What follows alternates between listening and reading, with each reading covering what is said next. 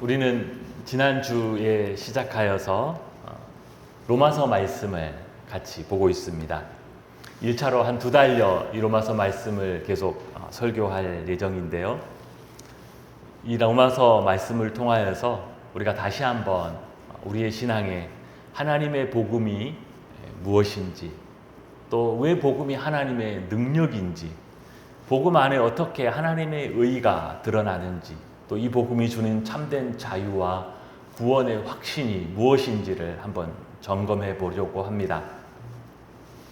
이 말씀이 다른 구약의 말씀들 또는 복음서의 말씀들보다 조금 딱딱하고 듣기 어려울 수가 있습니다. 왜냐하면 이야기의 흐름이 있는 내러티브가 아니라 무언가를 강의실에서 듣는 것과 같은 강화체, 서신이기 때문인데요. 그런데 이 딱딱한 말씀을 들을 때 쉽진 않지만 이 말씀을 잘 들으면 큰 유익이 있습니다.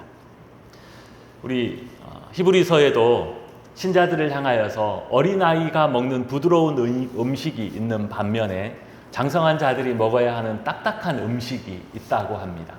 신앙에 있어서도 말씀에 있어서도 마찬가지입니다.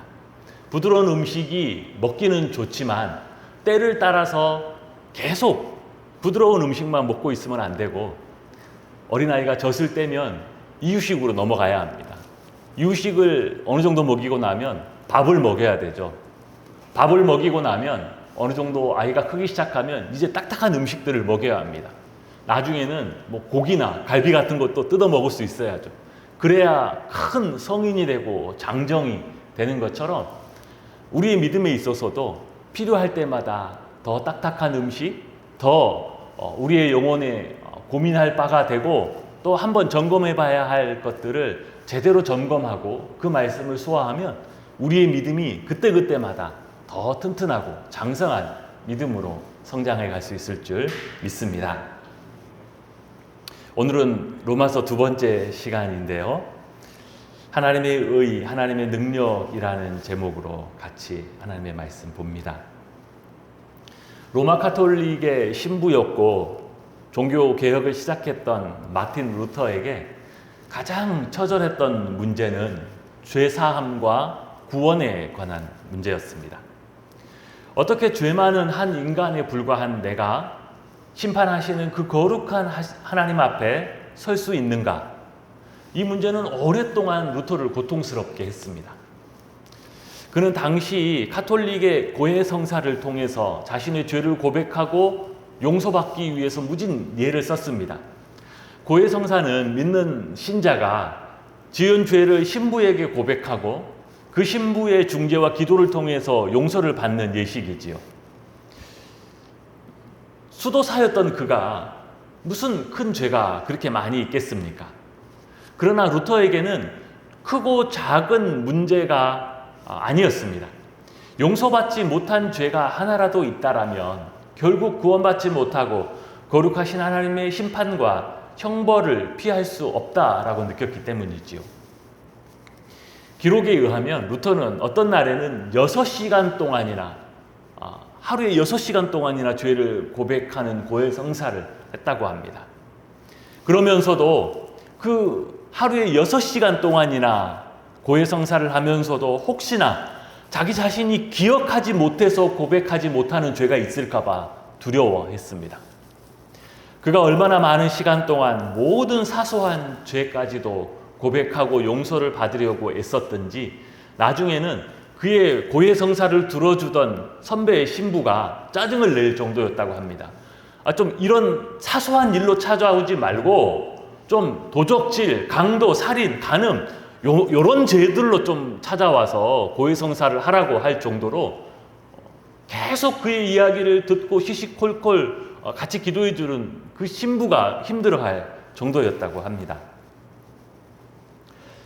그러나 루터는 아무리 죄를 고백하고 회개를 하여도 자신의 회개가 완전할 수 없다는 한계와 또한 자기 안에 그치지 않고 계속되는 악한 생각과 교만과 죄의 욕망을 인정하지 않을 수 없었습니다. 하나님의 거룩하심을 생각하고 죄를 고백하고 회개를 하면 할수록 자신의 양심은 죄 용서의 평강을 얻기보다 거룩하신 하나님과 영원한 형벌에 대한 두려움만이 더 자신을 괴롭혔다라고 했습니다. 루터는 또한 자신을 괴롭게 하는 고행을 통해서 죄로부터 벗어나 구원에 이룰 수 있다라는 가르침을 쫓아서 수많은 고행을 했습니다. 그는 당시 가장 엄격했다라고 알려진 어거스틴 수도원에 자진해서 들어가고 거기에서 그 수도원 안에서만 약 7년여간 철저한 금식과 고행을 실천했습니다. 새벽 2시부터 시작되는 그의 일과는 대부분 기도문 낭송과 시편의 묵상, 독서와 하루 7번의 기도회 이런 것들로 채워져 있었습니다.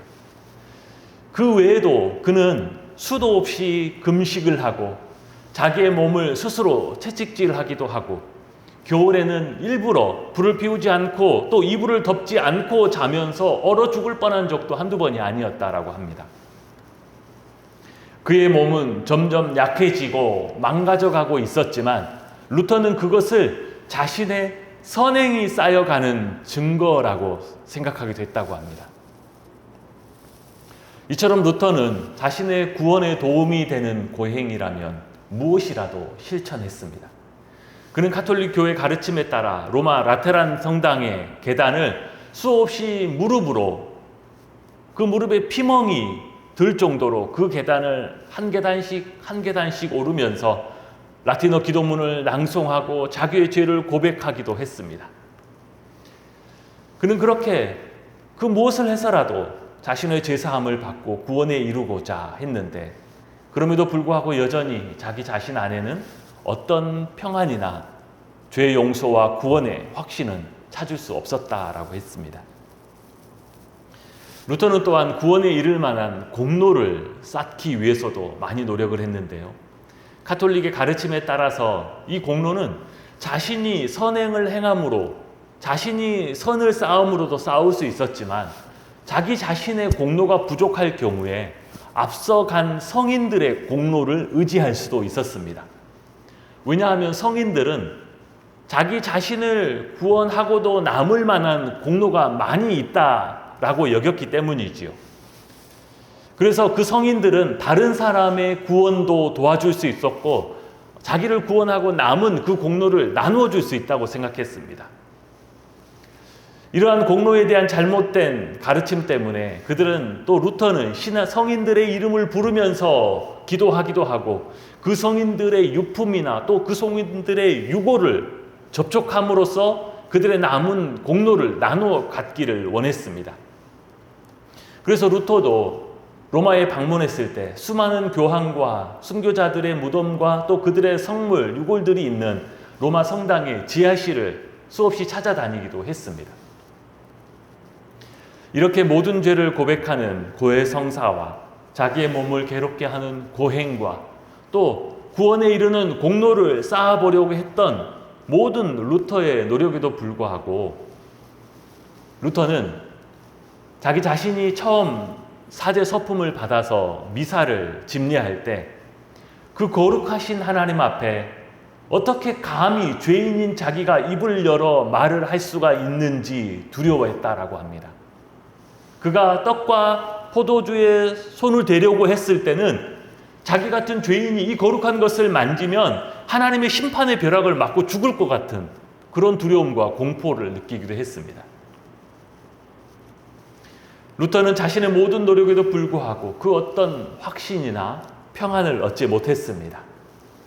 자신의 모든 죄를 용서받았다라는 확신도 자기의 영혼이 구원받아 안전하다는 확신도 얻을 수 없었고 오히려 죄인인 자신이 구원에 이르기 위해서 필요한 그 공로를, 그 의를 자기 스스로는 결코 얻을 수도 쌓을 수도 없다라는 것을 깨닫고 오히려 절망하고 두려워했다라고 합니다. 루터는 그때 자기 자신의 진짜 모습, 자기 자신의 진짜 신앙에 관하여 이렇게 얘기했습니다. 그때 내가 하나님을 사랑했느냐고요? 어떻게 그 두렵고 무서운 하나님을 사랑할 수가 있었겠습니까? 저는 그때 그 어떤 자비도 없이 심판의 칼을 들고 죄인을 벌하시는 그 공포스러운 하나님을 증오했습니다. 저는 그 하나님을 사랑할 수 없었고 정말 그 하나님을 증오했다라고 고백할 정도였습니다. 우리 모두는 지금 예수를 믿으면 죄사함을 받고 구원을 얻는다라는 이 복음을 듣고 그 예수를 주님으로 영접하고 신앙생활을 하고 있습니다. 이 복음이 우리에게 전해지고 우리가 그 복음을 믿었다는 것은 정말 놀라운 은혜이며 성령이 이끄시는 구원의 역사입니다. 왜냐하면 하나님의 특별한 은혜가 없이는, 성령의 도우시는 일이 없이는 그 누구도 그리스도를 주라 고백하거나 하나님을 아버지라고 부를 수 없기 때문입니다. 그러나 신앙적 고민의 골짜기가 깊었던 만큼 또한 그 은혜와 확신의 봉우리도 높았던 루터의 고뇌를 보면서 우리는 나는 얼마나 깊은 영적인 골짜기를 지나고 또 얼마나 높은 은혜와 확신의 봉우리에 이르고 있는지 우리가 한번 돌아보았으면 합니다. 수많은 그리스도인들이 주기적으로 반복되는 영적인 침체를 경험합니다.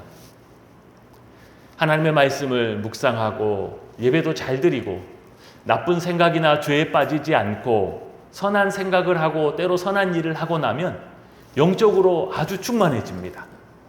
하나님은 나에게 아주 가까이 계시고 나와 함께 계시다라고 느껴지기도 하고 하나님이 나를 사랑하시고 내가 구원받은 하나님의 자녀임이 더 실감이 나기도 합니다. 이런 때는 주일 예배로 나올 때 그 발걸음도 얼마나 가벼운지 몰라요. 주일 예배에 와서 말씀도 은혜가 더 되고 아멘 소리도 더 큽니다. 더 열심히 봉사도 하게 되고 감사 헌금도 하게 되고 그러면 또 내가 이렇게 잘하고 있구나 라는 마음에 더 감사하는 마음도 일어나고 은혜가 충만해지기도 합니다. 내가 구원받았다라는 그 확신이 더 굳건해지기도 하죠. 목사님 저에게는 구원의 확신이 있습니다. 하나님이 저와 함께 계심을 믿습니다 라고 합니다. 그런데 때로 하나님의 말씀과 멀어지고 남편과 아내와 또 자녀들과 하지 못할 말을 하면서 싸우기도 하고 또다시 죄에 빠져 넘어지기도 하고 내 안에 꿈틀거리는 죄의 욕망에 시달리기도 하고 그런 시간들을 보내고 나면 내가 예수 믿는 사람이라는 사실마저도 숨기고 싶도록 수치스러워질 때도 있습니다. 믿는다고 하는 내가 그래 결국 이것밖에 안 되는구나. 그래 결국 이게 내 모습이구나 라는 자괴감이 몰려오기도 합니다. 그리고 이런 시간이 한 주, 두 주 길어지면 영적인 침체는 그 기간만큼 더 깊어지기도 합니다. 이런 침체에 빠지면 주일 예배를 드리고 싶은 마음도 없어집니다. 지난 한 주간의 내 삶을 돌아보니 예배당에 앉아서 찬송가를 부르고 있는 내가 너무 뻔뻔해 보이기도 하고 하나님이 나 같은 사람의 예배도 받으실까 하는 의문이 들기도 합니다.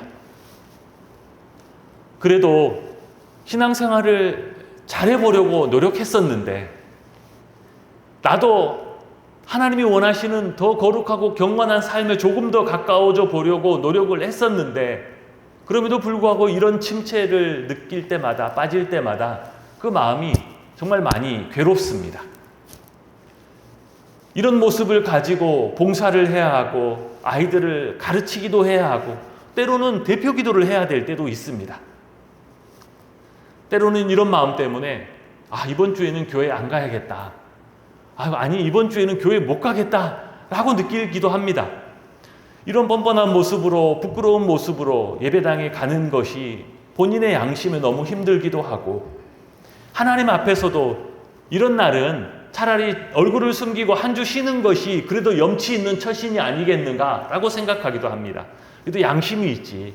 내가 지난 한 주를 이렇게 살고 어떻게 하나님 앞에 나가서 예배한다고 찬송가를 부를 수 있겠는가? 그래, 지금 나는 하나님 앞에 나갈 수 있는 모습이 아니다. 그래, 한 주 쉬자. 한 주 쉬고 내가 조금 더 나아지면 그때 예배하러 가자. 내가 한 주 동안 회개도 좀 하고 한 주 동안에 말씀도 좀 읽고 그래서 내가 이제는 하나님을 예배하러 나갈 만한 최소한의 준비가 되면 그래 그때 예배당에 나가서 예배를 드리자라고 스스로 피할 길을 만들어 보기도 합니다.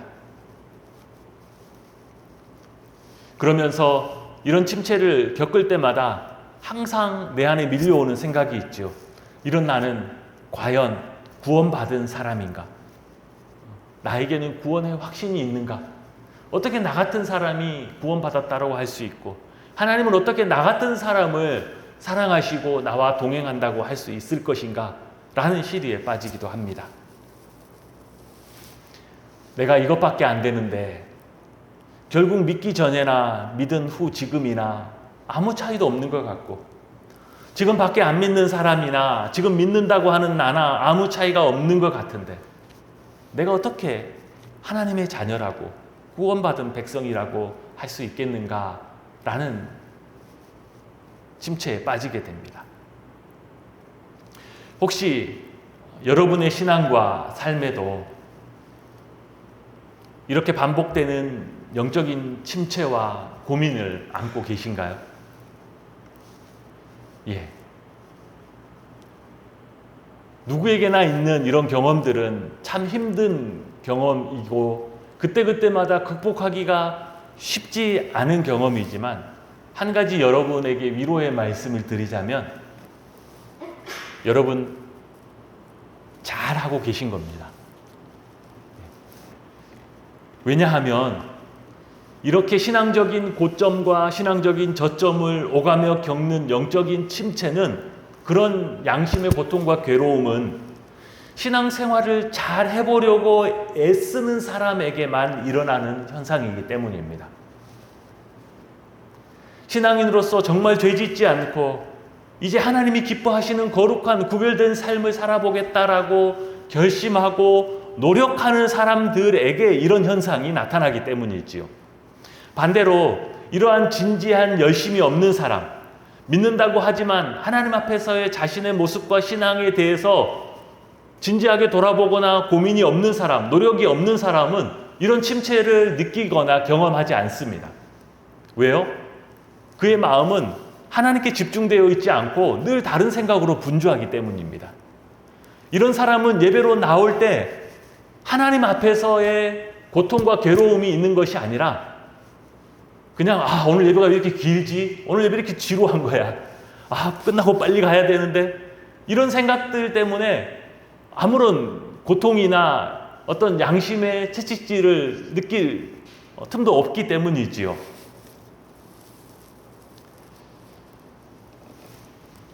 그런데 여러분 이렇게 영적인 고점과 저점을 오가며 반복적인 영적인 침체를 겪는다라면 매번 구원의 확신이 흔들린다면 하나님이 나를 사랑하시고 돌보는 것 같다가도 때로는 하나님이 나에게 무심하시고 나의 삶을 나를 내버린 것 같다라고 느낀다면 우리가 그런 경험을 한다라면 우리가 생각해 보아야 할 아주 중요한 한 가지가 있습니다. 바로 내가 그렇게 매번 그런 침체를 겪는 이유가 무엇인가입니다.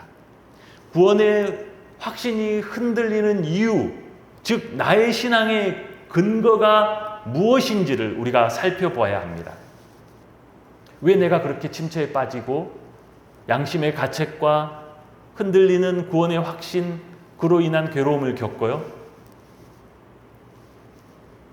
나의 모든 삶을 근거로 나의 믿는다라는 나의 행위를 근거로 내 신앙이 서 있기 때문입니다.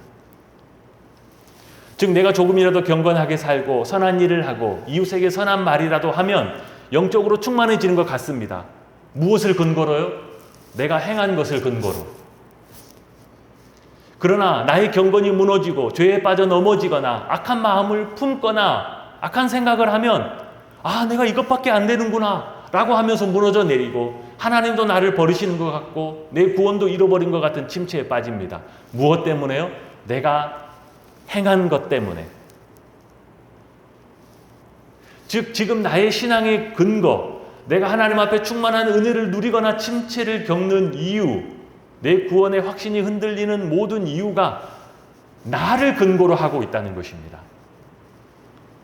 나의 행한 것, 나의 의, 곧 나의 행한 바 율법의 의를 의지하고 그 위에 내가 서 있고 내 신앙의 모든 것이 그 위에 있음을 우리는 발견할 필요가 있습니다. 지금 우리는 정확하게 복음 위에 서 있는 것이 아닙니다. 성경이 말하는 것은 여러분 17절입니다. 복음에는 하나님의 의가 나타나서 믿음으로 믿음에 이르게 하나니 기록된 바 오직 의는 믿음으로 말미암아 살리라 함과 같으니라. 여러분 복음에는 하나님의 의가 나타났다라고 합니다. 우리는 지금 나의 행한 바, 나의 의를 가지고 내 신앙을 세워놓고 영적인 고점과 저점을 오가며 침체를 겪습니다. 그런데 하나님이 우리에게 주신 그 복음에는 나의 의, 나의 삶을 기준으로 내 신앙이 서 있는 것이 아니라 그 복음에 나타난 하나님의 의 위에 서는 신앙입니다.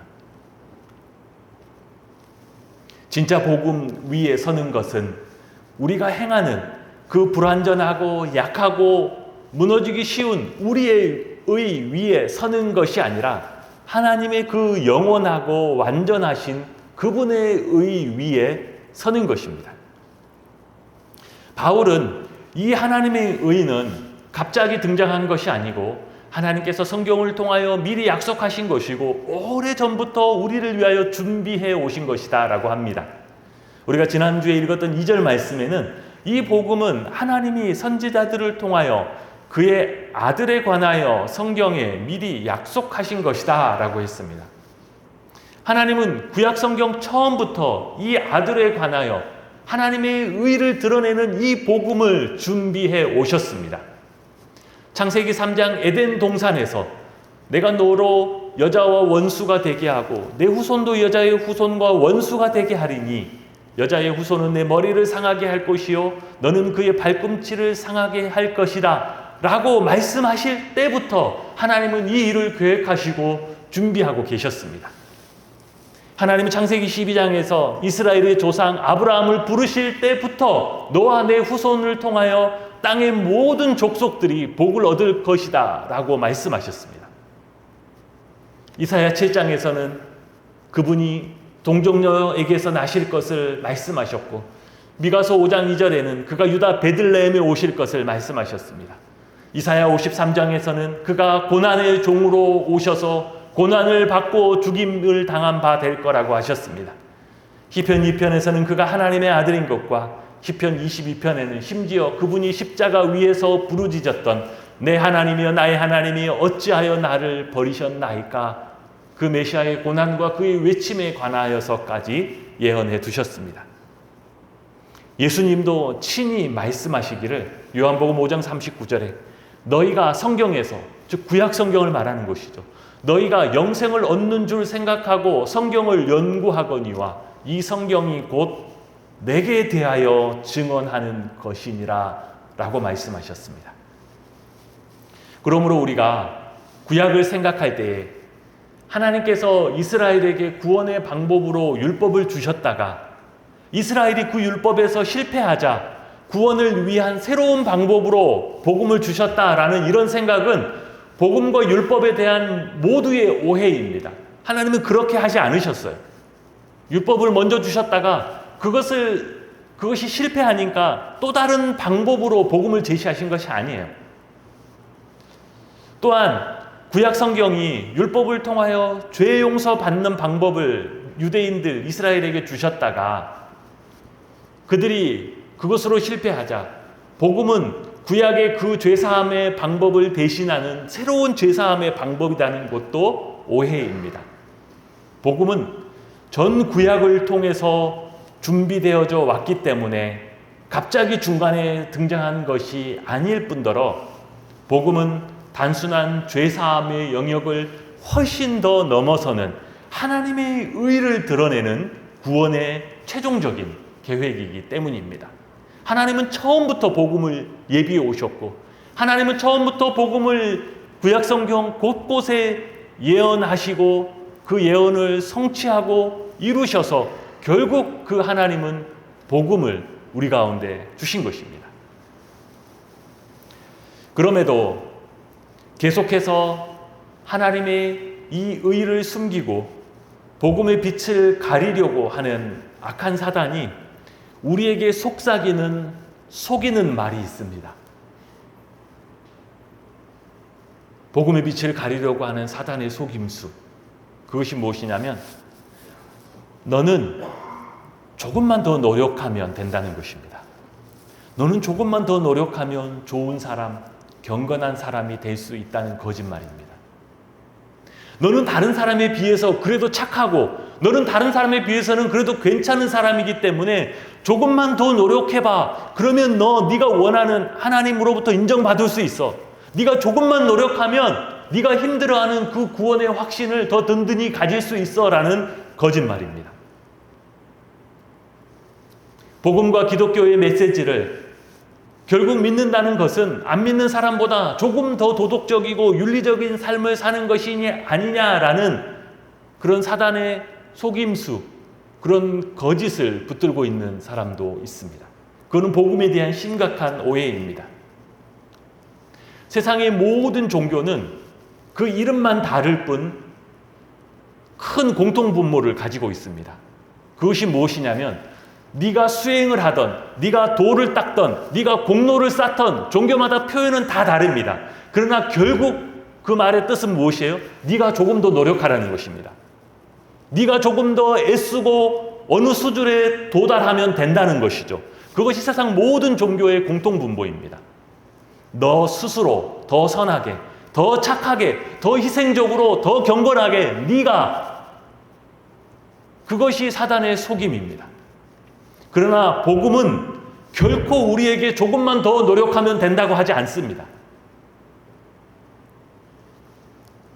복음은 결코 우리가 조금만 더 선한 일, 경건한 일을 하면 된다라고, 그 일을 행하라고 하는 요구가 아닙니다. 복음은 하나님의 선포입니다. 네가 뭘 더 해야 한다라는 요구는 복음이 아니에요. 복음은 하나님께서 우리를 위해 이루어 놓으신 하나님의 선포이고 그 안에 드러난 우리의 행한 바 우리의 의가 아니라 하나님의 의이자 하나님의 능력입니다. 우리가 무엇인가를, 결국 내가 무언가를 더 애써야 하고 결국 그것에 대한 결과가 나에게 돌아오는 것이라면 그것은 진정한 의미의 좋은 소식이 아닙니다. 일하는 자가 품삯을 받는 것은 은혜가 아닌 것처럼, 당연한 것이처럼 무언가 애써야 하는 것이 그 애쓴 결과가 너에게 있을 것이다. 이거는 복음이 아니고 우리에게 진정한 해결책도 될 수 없습니다. 왜냐하면 우리의 믿음의 근거가 내가 행한 것, 결국 나의 의가 내 믿음의 근거가 된다라면 결국 우리는 끝없이 반복되는 영적인 침체와 흔들리는 믿음의 문제를 피할 수 없을 것이기 때문입니다. 복음은 윤리적으로, 도덕적으로 조금 더 노력하며 살아야 한다는 메시지가 아니고 그런 메시지와는 비교할 수 없는 더 크고 위대한 하나님의 선포입니다. 복음은 네가 조금 더 노력하면 된다라는 요구가 아니라 하나님께서 모든 것들을 이루셨다라는 선언이지요. 그래서 16절에 바울은 이렇게 이야기합니다. 내가 복음을 부끄러워하지 아니하노니 이 복음은 모든 믿는 자에게 구원을 주시는 하나님의 능력이 됨이라. 복음은 우리에게 조금 더 노력하라는 요구가 아닙니다. 네가 행한 바만큼 네가 은혜를 누릴 것이다 라는 설명이 아니에요. 모든 믿는 자에게 구원을 주시는 하나님의 능력입니다. 바울은 이전에 스스로 바리새인이었고 율법의 선생이었습니다. 그러던 자가 이제는 복음의 전도자가 되었습니다. 바울은 이 복음을 전할 때마다 이전에 율법을 가르칠 때와는 비교할 수 없는 감격과 감동에 휩싸여서 가슴 벅차하고 있습니다. 그래서 내가 이 하나님의 복음을 가르칠 때마다, 이 하나님의 복음을 선포할 때마다 얼마나 감격스럽고 내 자신이 그 복음의 풍성한 은혜를 누리는지 바울은 그 고백을 지금 하고 있습니다. 내가 복음을 부끄러워하지 아니하노니 라는 의미가 그 의미예요. 내가 복음을 전할 때마다 너무나 감격하고 가슴 벅차서 견딜 수 없다라는 그 복음의 바울의 설명이지요.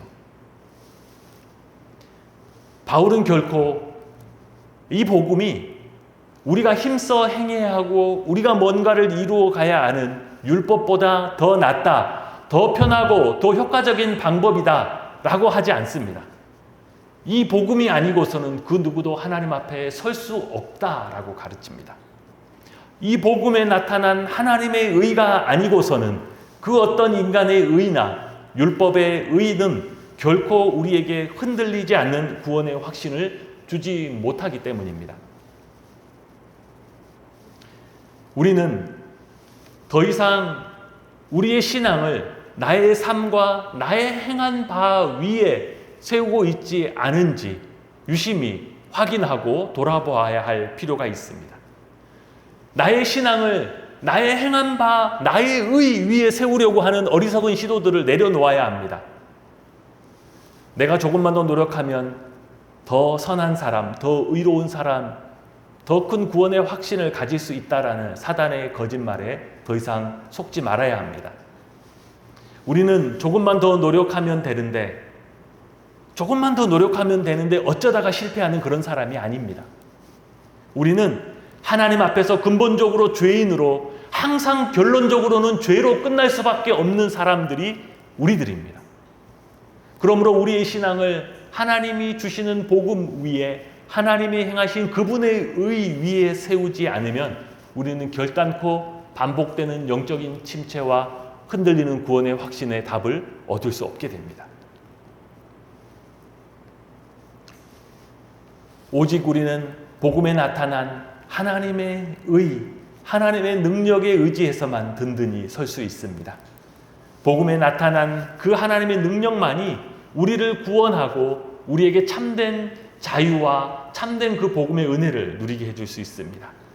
바라기는 우리 모든 성도님들이 하나님의 의가 나타난 하나님의 능력인 이 복음을 바라보고 이 복음을 의지함으로 든든히 세워져가는 모든 하나님의 백성들 다 될 수 있기를 주님의 이름으로 축복합니다.